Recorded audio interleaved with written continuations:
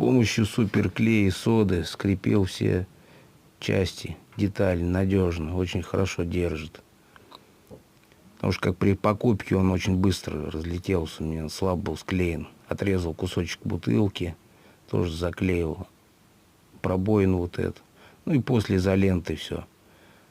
Обмотал так, для красоты более-менее. Еще на сезон покататься годится. Всем добра.